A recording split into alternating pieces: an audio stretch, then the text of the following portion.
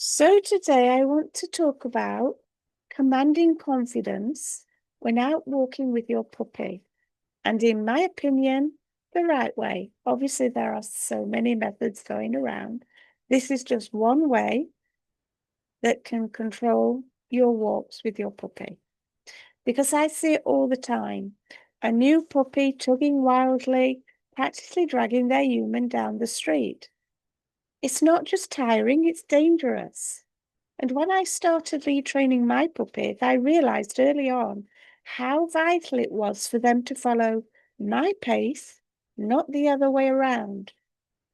So establishing that calm, connected walk sets the tone for every other behavior they'll learn. So today I want to guide you through building that respectful walking relationship with your puppy. And you'll step forward with techniques that blend gentle correction with confident leadership, shaping the kind of bond that brings peace to every stroll.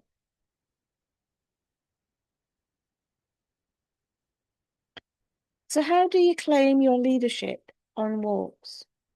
Because pulling isn't just about excitement. It's a signal your puppy believes they lead the way. That belief forms fast, often from the first day you clip on the lead. I've seen puppies start leading their owners within the first week of being able to be walked. And what matters is your response. Do you follow, or do you gently but firmly remind them that walks are led by you? Walking to heel isn't about dominance. It's about security and structure and setting up trust. I've learnt to view the walk as a language lesson. Each step communicates confidence. Each turn or pause offers guidance. And the trick is not allowing your puppy to decide the direction or the pace. So let the lead go slack. Then circle gently and resit, making sure your puppy follows in the circle. And by not reacting with frustration, but instead guiding them back beside you, you're showing control through calm consistency. And in those early walks, I dress simply, avoid distractions like my phone, and make sure my full focus is on the feedback loop between me and my puppy. And when they're beside me, relaxed and connected, I softly praise. And when they pull, I redirect with a word. I want them tuned into my energy, not just the path ahead.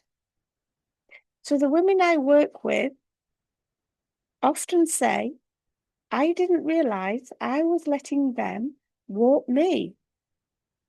And that's the turning point. Once you decide the walk is yours to lead, everything begins to change. It's not about yanking them into place, but about resetting the mindset. And with your feet steady, tone calm, and heart open, you teach them that closeness brings clarity. Confidence doesn't come from raising your voice or fighting the lead. It comes from presence. And presence on a walk builds presence in your entire training relationship. So begin by stepping out like a guide, not a follower.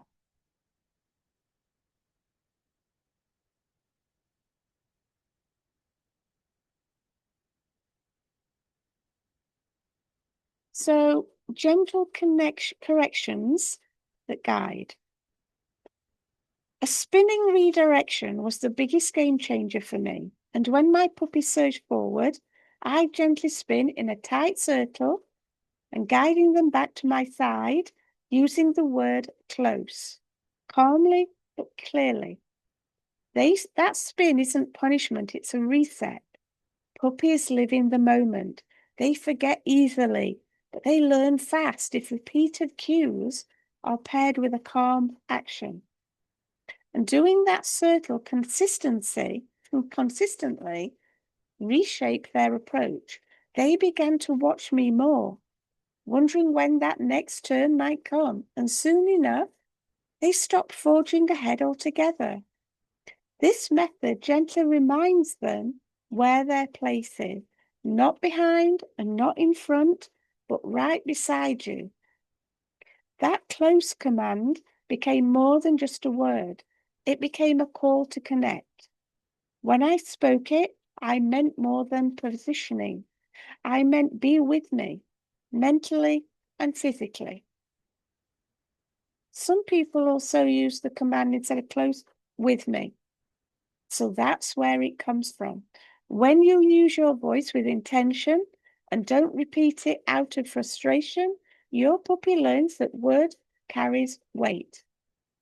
Start this correction in quiet places.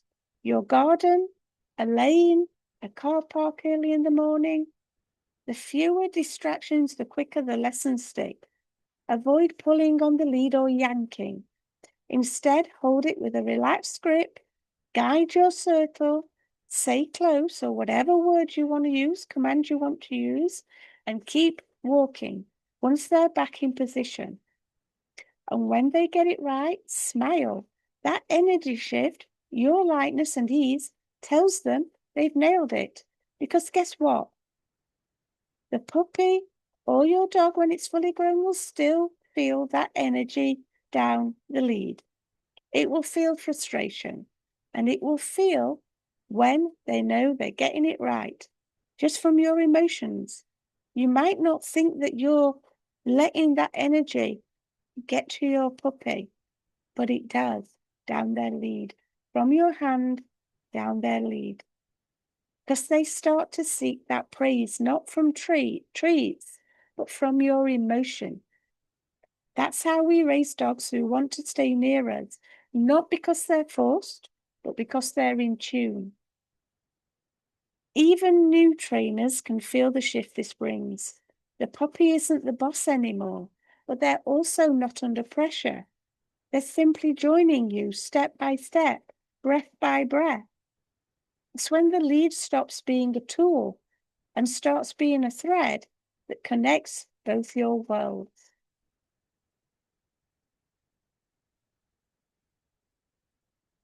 So how do we avoid letting them take charge? If there's one mistake most new puppy parents make, it's letting their puppy lead those first few walks, even just once. It's an innocent mistake.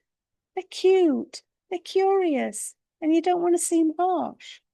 But when you let them drag you forward, even slightly, you're handing over the role of leader without even knowing it.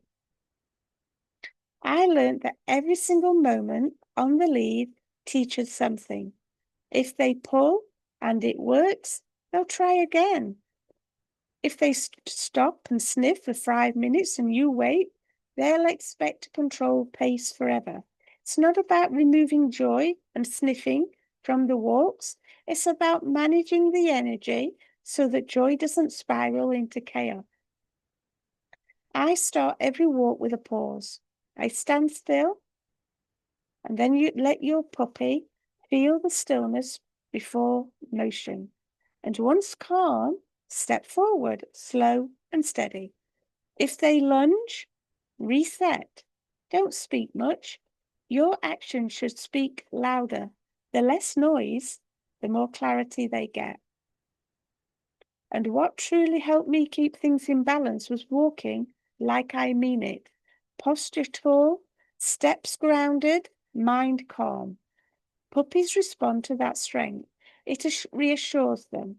And when we walk from a place of hesitation or nervousness, they feel the need to step in. Remember, it comes down their lead.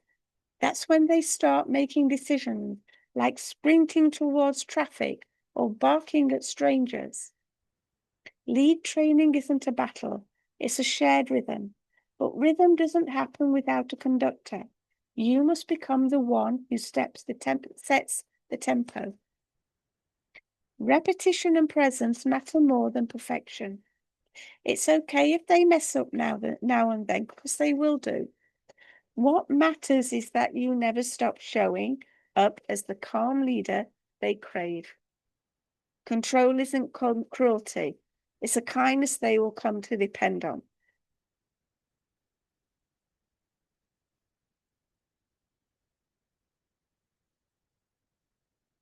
But let's talk about these extending leads and how safe or risky are they? I used to think extending leads gave freedom, but I've since learned they must be used with great care.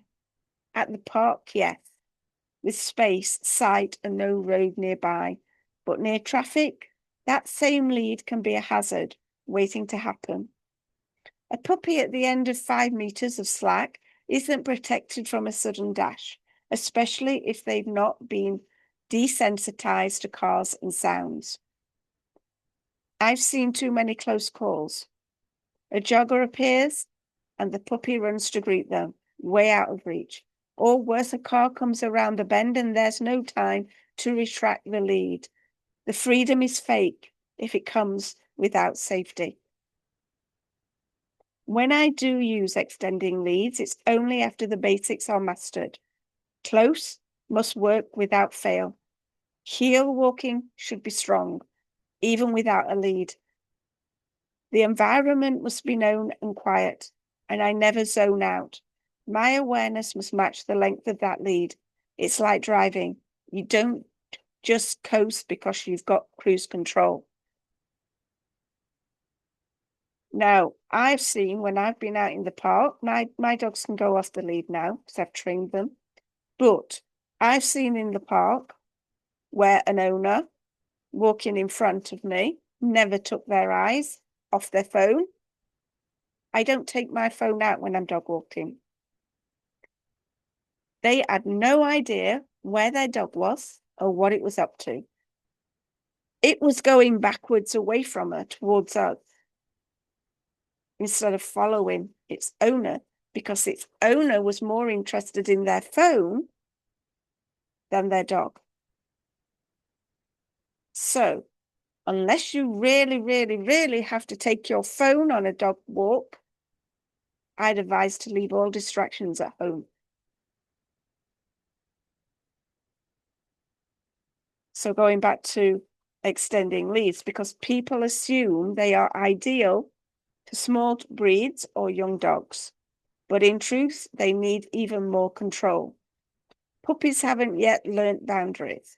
If they're out ahead and something spooks them, they might bolt and they slack. That slack gives them too much power to react without you. Instead, I suggest short, purposeful leads for training, 2 to 4 feet max. That way, you stay connected. They stay beside you. They learn freedom through form, not chaos. Yes, dogs deserve to run, but running needs space and trust. That's what parks and enclosed fields are for. If you want true freedom, earn it together first.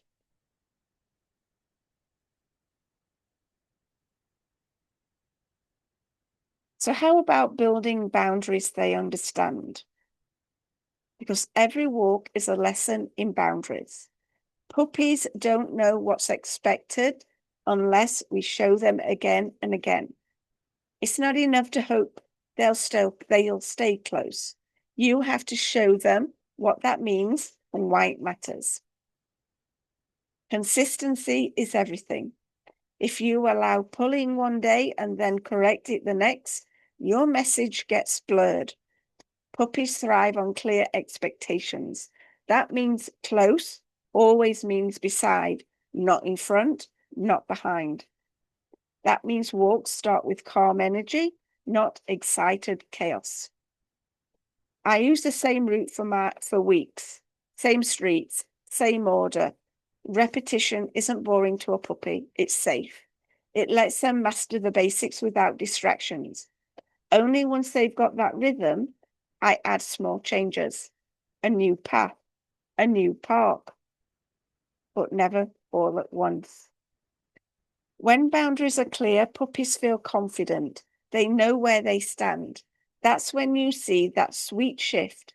They start checking in, glancing up, slowing down if they get too far.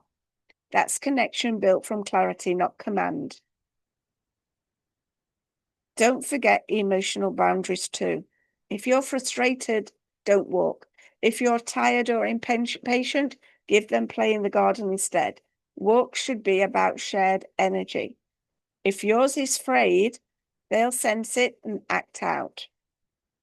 This part of training isn't just about obedience, it's about respect.